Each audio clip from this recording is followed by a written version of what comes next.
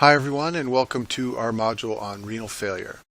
So let's start by defining a few terms. When we say that someone has acute renal failure, we mean that they have a decrease in their creatinine clearance that usually occurs over several days or maybe even quicker than that. And this type of renal failure is often associated with symptoms, and this has many causes. You will often see acute renal failure in hospitalized patients. When we say that someone has chronic renal failure, we mean that they have chronic kidney disease. In fact, chronic renal failure now is often called CKD. And this is a slow, steady deterioration in renal function, usually occurs over years, and this is almost always due to diabetes and hypertension in the United States. And patients with chronic renal failure often don't develop symptoms until they get to the most severe end stages. Azotemia is a general term that means insufficient filtering of the blood by the kidneys. And then the word uremia technically means urine in the blood, but that's when someone has azotemia plus they have so-called uremic symptoms. So this slide lists the symptoms of uremia. So patients who have poor filtering of their blood by their kidneys will develop anorexia, so they lose their appetite and they don't want to eat. They'll be nauseous and they may vomit. Your platelets don't work right when you have uremia, so you can develop bleeding more easily. Pericarditis is a classic symptom of uremia. It's called uremic pericarditis. Asterixis is a tremor or flap when patients extend their arms and hold their hands out. And then encephalopathy is the confusion that goes along with people who have uremia. So now we're going to talk about acute renal failure. And the way acute renal failure typically manifests is you will check blood work on your patients and you will find rising levels of BUN, which is the blood urea nitrogen, and rising levels of creatinine. These two substances are filtered by the kidneys, so if the kidneys start to fail, their levels will rise in the blood. So we're going to talk about the three mechanisms by which patients acutely develop an increased BUN and creatinine, meaning they develop acute renal failure. The first mechanism is if they have insufficient blood flow to the kidneys. This is called pre-renal failure. So if you don't deliver enough blood to the kidneys, then the kidneys can't filter the blood appropriately, even though they may be healthy kidneys. And pre-renal failure happens when patients are dehydrated, when they're in shock and they're not delivering enough blood to their kidneys because blood is leaking out of their vessels, or when they have heart failure and they're not pumping enough blood forward to the kidneys. The next type of kidney failure is when there's an obstruction of urine outflow. This is called post-renal failure. And for this to occur, you need to have bilateral obstruction. If just one kidney is obstructed, usually the other kidney can take care of filtering the blood. So this happens when patients have bilateral kidney stones, or hypertrophy of the prostate in men, tumors, and some congenital abnormalities. And then the final mechanism by which patients acutely develop renal failure and rising BUN and creatinine levels is when they have renal dysfunction that's intrinsic to the kidneys. And this is from conditions like acute tubular necrosis and glomerular nephritis, which I talk about in other modules. So as I said before, the key lab values for identifying and diagnosing acute renal failure are measurement of the serum creatinine and the blood urea nitrogen. So creatinine is very similar to inulin, and I talk about this in the modules on renal physiology. It's freely filtered with a small amount of secretion. Blood urea nitrogen is also freely filtered, but it is reabsorbed when the kidneys reabsorb water. So in acute renal failure, both the BUN and creatinine are going to rise because less is being filtered. However, in acute renal failure from dehydration or poor flow to the kidneys, that pre-renal type of failure I mentioned, the BUN rises much more than the creatinine. That's because less is filtered, and in addition, more gets reabsorbed in settings of dehydration.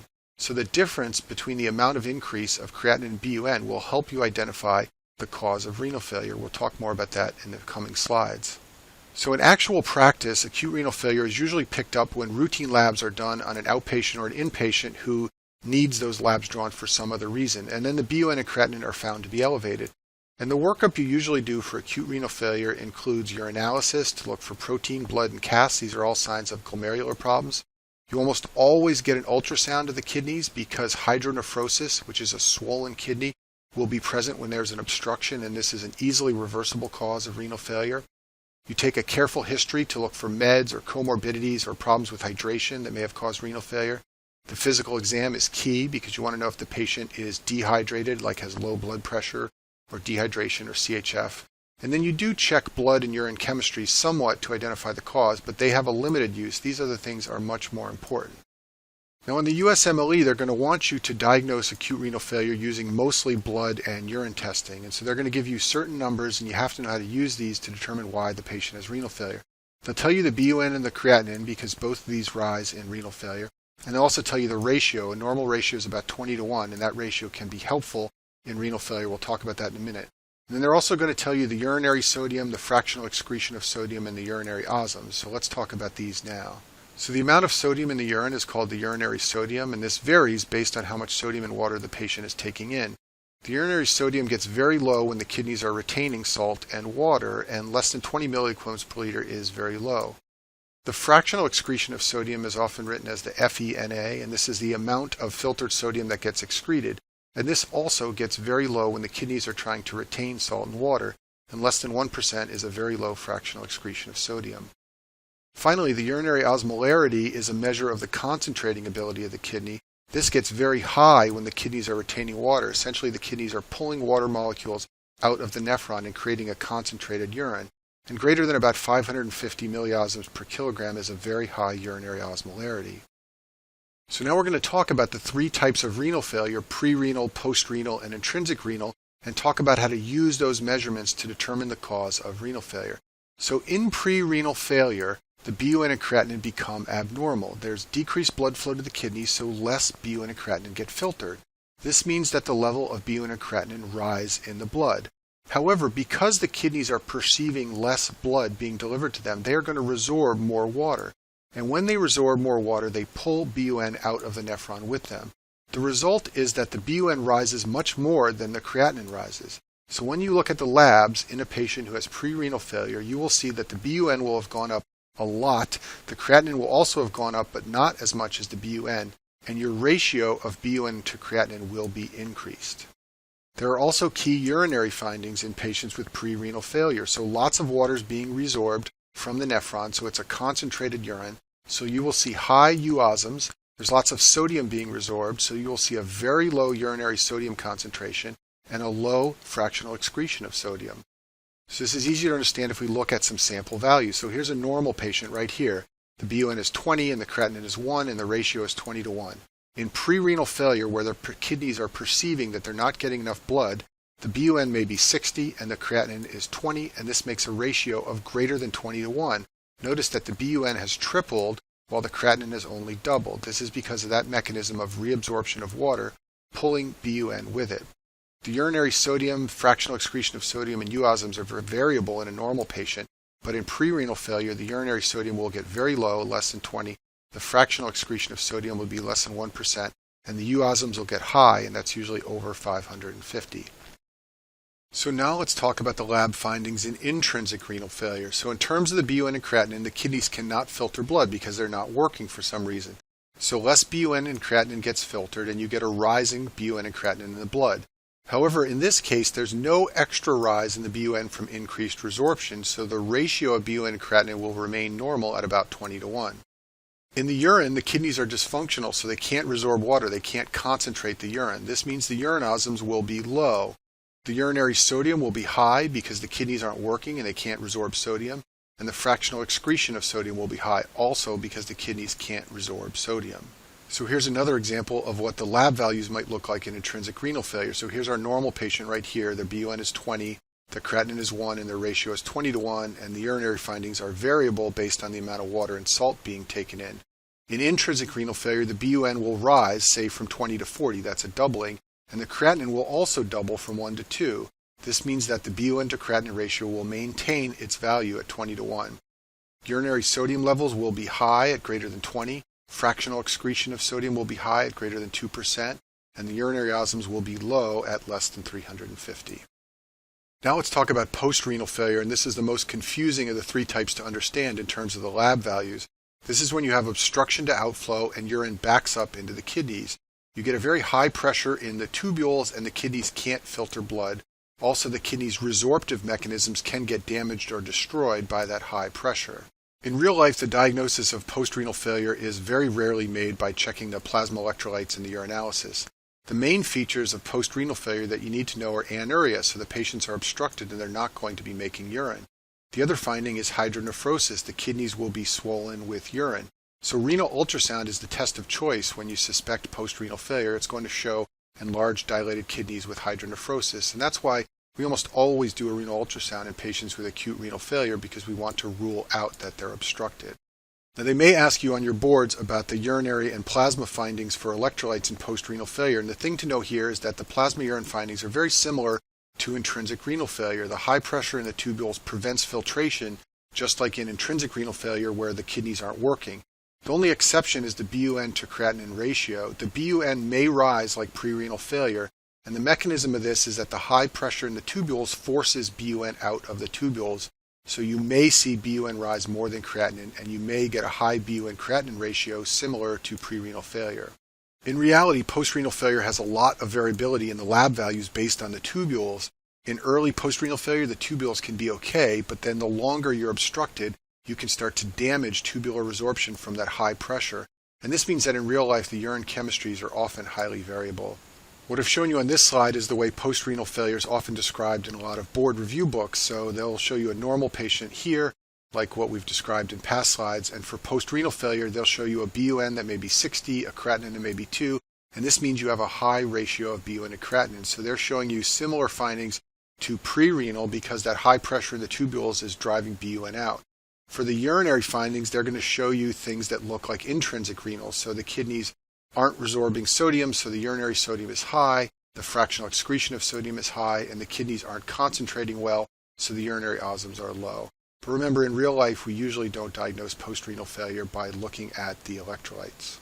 So there are some problems with using those pre-intrinsic and post-renal descriptions I just showed you in the last few slides to diagnose the cause of renal failure. One of the problems is that a lot of diseases cross boundaries. So for example, if you're dehydrated, you may initially get pre-renal failure, but if the dehydration becomes severe, that can progress to acute tubular necrosis. So thus, dehydration can cause two different kinds of renal failure.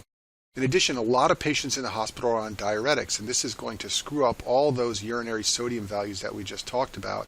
And then finally, many patients with acute renal failure have pre-existing chronic renal disease. So now you're talking about interpreting plasma and urinary electrolytes in the setting of a patient who is walking around with abnormal levels at baseline. It makes the distinction that we described in the last few slides harder to rely on. So we use these sometimes clinically, but they're not perfect. One thing that does come up often on internal medicine rotations is actual calculation of the fractional excretion of sodium. We can do that fairly easily by measuring the creatinine and sodium values in the blood and in the urine. So the equation for fractional excretion of sodium is the plasma creatinine times the urinary sodium divided by the plasma sodium times the urinary creatinine. And you can get all these measurements by sending a urine and a blood sample on your patient to the laboratory. So in pre-renal failure, the fractional excretion of sodium should be less than 1%, and the urinary sodium should be less than 20. In intrinsic renal disease, the fractional excretion will be greater than 1, and the urinary sodium will be greater than 40. And you will sometimes do this on hospitalized patients with acute renal failure to try and figure out if their renal failure is pre-renal, meaning they need more fluids, or if it's intrinsic renal, meaning their kidneys just aren't working. Now let me talk about chronic kidney disease. So as I said before, this is a slow, steady fall in creatinine clearance, and the blood tests will show a steady increase over time of the BUN and creatinine. It eventually progresses to dialysis for many patients, and the most common causes are diabetes and hypertension. Hypertensives get something called hypertensive nephrosclerosis, which makes the kidneys not work, and diabetics get diabetic nephropathy. Chronic kidney disease is split up into 5 stages based on the GFR. So if your GFR is greater than 90, but you have risk factors for kidney disease, we will call this stage 1. Stage 2 is when the GFR is 60 to 89. Stage 3 is 30 to 59. Stage 4 is 15 to 29. These patients are approaching dialysis. And then when the filtration rate falls to under 15, most of these patients are on dialysis, and they are stage 5. This is often called end-stage renal disease, or ESRD. You should know the indications for dialysis in a patient with renal failure. So if patients are significantly acidemic, that's an indication for dialysis. Electrolyte abnormalities, especially very high potassium levels, are an indication for dialysis. If a patient is intoxicated with certain dialyzable substances, we'll talk about these in a minute, then they should be dialyzed. We dialyze patients who have evidence of fluid overload, like heart failure. So if they have pulmonary edema because they're not excreting fluid, that's an indication for dialysis. And then finally, any of those uremic symptoms I talked about before mean that the patient needs dialysis. And most people remember all these indications by remembering AEIOU, which is the first letter of each of the indications. So this is a list of some of the dialyzable substances that patients will get dialysis for if they overdose on them or develop serious toxicity. So salicylates and aspirin are dialyzable, so is lithium, isopropyl alcohol, magnesium laxatives, and ethylene glycol. It's very rare to dialyze someone for these, but you can because the dialysis machine can remove these substances from the blood. So putting someone on dialysis means hooking them up to a machine that can filter their blood and do the job their kidneys are unable to do. And there are three main ways by which we do this. The first is called hemodialysis, and this is a picture of a man on hemodialysis. Over here on the right, you can see that there are large tubes connected to his arm, and those tubes are having blood drawn out of them. The blood's going through a filter in the dialysis machine and then being returned to the patient. So obviously hemodialysis requires significant vascular access to get the blood out of the body. The blood's pumped from the body through a filter and then goes back, and this is usually done in sessions a few hours at a time. So patients who are on dialysis will go to a dialysis center 3 or 4 days a week for 2 or 3 hours of dialysis, and this will do the job that their kidneys can't do. Another option is called peritoneal dialysis, and this is where you cycle fluid into the patient's abdomen and use the peritoneal lining as a filter. Essentially, the peritoneum is the dialysis membrane.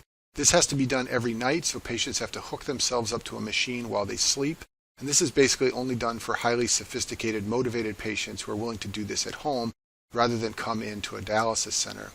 And then the final method of dialysis is called hemofiltration. This is very slow, constant filtering of the blood. This is usually done at the bedside for critically ill patients, and basically they're just hooked up to the dialysis machine for hours and days on end while they're critically ill. Vascular access is very important for patients on dialysis. So if someone goes into acute renal failure and needs dialysis, you can place a central line, but these central lines have a lot of problems. They develop infections and they develop blood clots and they don't last. The ideal method is to place something called a fistula. So this is a surgical procedure where a connection is placed between an artery and a vein, usually in the arm. These fistulas have the lowest rate of blood clotting and infection. They're very durable, and so for patients who are going to be on dialysis for the rest of their lives, this is the ideal way to go. The fistula has to mature, so ideally you place it several months before dialysis. If you're a nephrologist, you're always watching your patients, and when you think they get near dialysis, you recommend a fistula so that it will have time to mature before their kidneys completely fail. There are some complications of chronic kidney disease that you should know about, and the first one is anemia. So you lose erythropoietin when the kidneys don't work, and this can lead to normocytic anemia. Many patients with chronic kidney disease develop dyslipidemia. Usually it's mostly high triglycerides. We think this happens because patients lose protein in the urine, and this stimulates liver synthesis. Patients with chronic kidney disease also have impaired clearance of some fats in the blood. Children with chronic kidney disease, it's rare for children to have this, but if they do, they can develop growth failure. And then the final complication is something called renal osteodystrophy. So to understand renal osteodystrophy, we have to talk about calcium and phosphate problems in renal failure. So when you have sick kidneys, the kidneys cannot excrete phosphate and the phosphate levels rise. The kidneys also can't activate vitamin D to its active form, so you get low levels of active vitamin D. The high phosphate pulls calcium out of the plasma and lowers the calcium level, and the lack of vitamin D causes decreased calcium absorption from the gut. These two effects combine to cause hypocalcemia, and then the hypocalcemia stimulates the parathyroid gland to make parathyroid hormone levels very high. What this means is that patients with chronic kidney disease can develop what we call secondary hyperparathyroidism. So the low calcium is constantly stimulating the parathyroid gland and raising levels of PTH. It's not primary because the problem is not in the gland itself, it's secondary to the renal failure. Now, if renal failure causes enough stimulation of the parathyroid gland, patients can develop what's called tertiary hyperparathyroidism. This is when the parathyroid gland has been so heavily stimulated by chronic kidney disease that the gland becomes autonomous. The PTH levels can get very, very high and calcium can become severely elevated, and this often requires a parathyroidectomy because the parathyroid gland is no longer responding to calcium levels. It's gone off and operated on its own like a rogue gland. So now that we understand that, we can talk about the bone problems in patients with chronic kidney disease. So the untreated high parathyroid levels can lead to something called renal osteodystrophy. This is when the bones begin to degrade from chronically elevated parathyroid hormone. Patients complain of bone pain. This is the predominant symptom, and they're vulnerable to fractures because they have very weak bones from the high PTH levels. If it becomes severe enough, patients can get what's called osteitis fibrosa cystica. This is from untreated very high PTH levels for a long time. Patients get cysts in their bones, and they get these things called brown tumors, which are full of osteoclasts and fibrous tissue. And you can see them in this X-ray over here. There are these dark spots inside the bones, and those are brown tumors in a patient who's been exposed to very high PTH levels for a long time and has developed osteitis fibrosa cystica. Now, when nephrologists treat patients with chronic kidney disease, they try to avoid these bone problems by giving patients drugs called phosphate binders. These bind phosphate in the GI tract and bring the levels down. So these are things like calcium carbonate, calcium acetate, which goes by the name Foslo, and then sevelamer, which is Renagel, and another drug called lanthanum. So all of these are designed to combat that problem of very high phosphate levels in patients with kidney disease. Let me finish this module by just reminding you of some of the drugs that can affect renal function. So there are many drugs that worsen kidney function by decreasing the GFR, and these are all associated with rising BUN and creatinine levels in the plasma.